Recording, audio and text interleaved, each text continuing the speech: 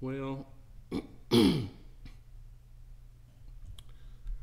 heard some bad news today. One of my good friends, Al Chapman, shown here, um, passed away of cancer. I knew Al right out of high school. Um, he, I forgot how I heard about this job, but it was um, a job, a coordinator. And I'm sorry, I'm a little tongue tied here because I just heard about this. Um, Al was the director of inner city ministries. Um, some people call it inner city missions. Um, that helped inner city people on this particular block in Chattanooga, downtown, inner city. I'm going to go to the newspaper article that I have saved, and I just shared this. This is an article that was in the paper, and I think it's 1982. You can see here, I posted this a long time ago. I don't know how long ago, maybe a year or so. But I was going through some old photographs, and let me see. I don't want to cover up anything with my ugly picture. Let me make this smaller. I was going through some old photographs, and I found this newspaper clipping, and it was a picture of us, the staff. There's Al Chapman right here sitting down, and I think this is Beth, and then Greg Beck. Greg Beck is a county commissioner now, and there I am, just probably, I don't know, 19 or 20 years old, and I forgot this lady's name. I'm sorry. But anyway, Al was the greatest guy. He had such a great spirit. I can't even remember how I found out about the job. But I had gone to, building trade school, and I was going to be a contractor and all this stuff. But I really felt like I should do something good, to help, with my occupation. So somehow I came across Inner City Ministries, and went and met with Al. I loved the guy right off the bat. I mean, he had such spirit, and it's hard to explain, but he was so young then, and just wanting to help Mitchell Avenue, and I'll show you some pictures in a minute. He wanted to help those people, the people of the inner city of Chattanooga, so much. He did so much to help the youth, inner city, and I never will forget one thing that he told me. One day I came in, excuse me, and I was like, I had all these ideas. I was kind of the adopt a block guy, volunteer coordinator. My job was to take volunteers and guide them through working on the older people's homes on Mitchell Avenue. So during the week I would go out and identify material needs and work needs, and then I would work with the volunteers that came down, came to the inner city to help. It was usually church groups, and there were always Al was always able to attract people to donate money. He had this magnetism about him. He could attract people to help do what he wanted to get done. And one day I remember I was talking to him, and I was like, hey, Al, I got this idea, and I'm doing all this, and I wanted to do this, and I wanted to do that. And he said, wait a minute, Tony, wait. He said, everybody's got their own program.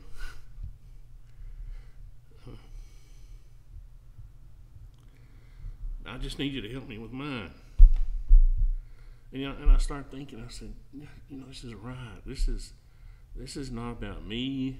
It's not about anything else. It's about helping these people. And he always had a way to inspire people. He inspired me.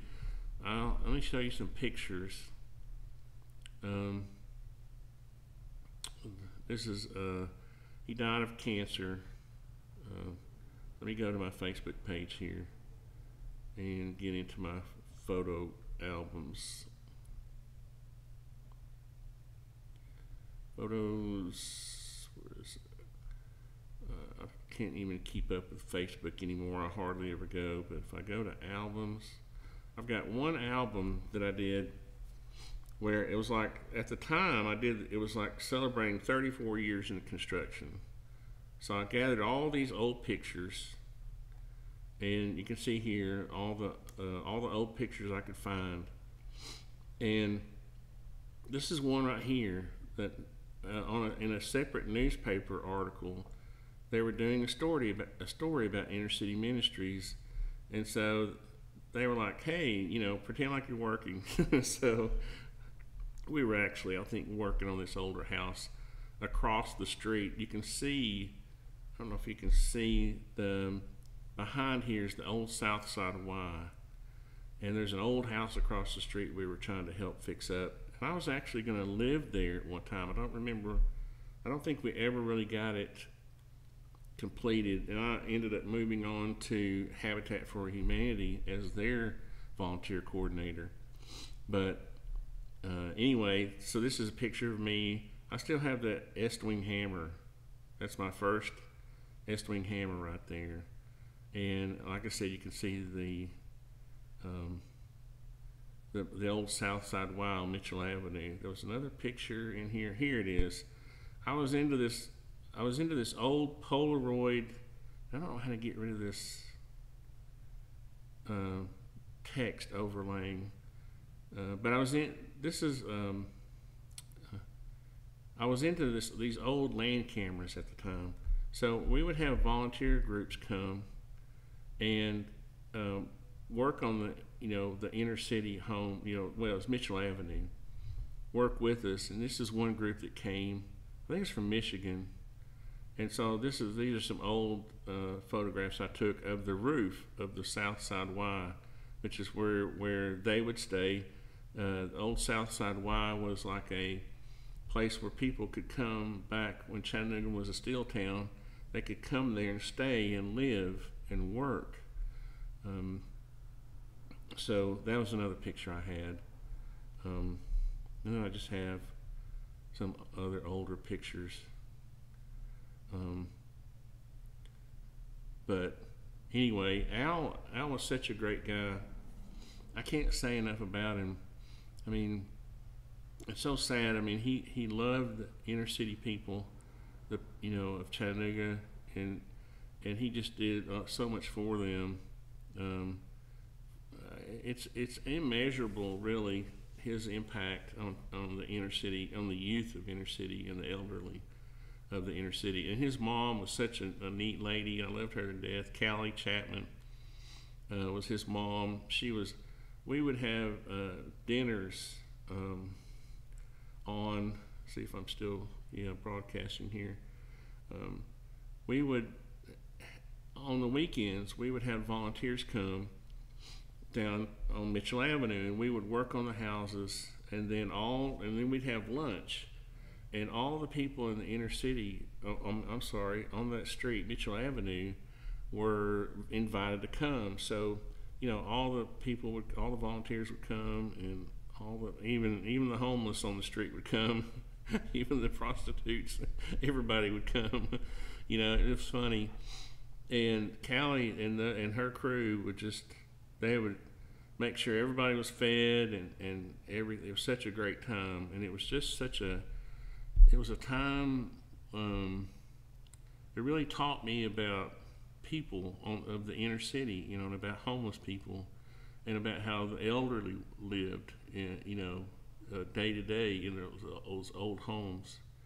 And of course, now if you go down Mitchell Avenue, a lot of the houses have been rebuilt by another organization I worked for, Chattanooga Neighborhood Enterprise. I went to work for later, but all of the organizations that came after were inspired in some way by Al Chapman and Greg Beck and the people and the board members of Inner City Ministries. It says Inner City Missions in this. I think that's a typo. I remember it being called Inner City Ministries, but somebody may be able to correct me on that. But if you look right here, if you zoom in on this article, and I need to print this out and just send it to whoever wants it. But because it's a pretty lengthy article, and I don't know, I'm kind of rambling, but I'm just trying to remember, all the good things about Al, and he'll be greatly missed in Chattanooga. And I always had I really liked his family. His wife was so sweet. His sister, I kind of had a crush on his sister. And so I don't know, the whole thing, the whole family was just great. But he and Greg Beck were funny together. They would come in anytime they were in a room. They were just like, their charisma and the enthusiasm they brought was so cool. You would just feel energized as soon as Al came into the room. He was just, he would always point his finger up in the air, and he would just celebrate everybody and everything.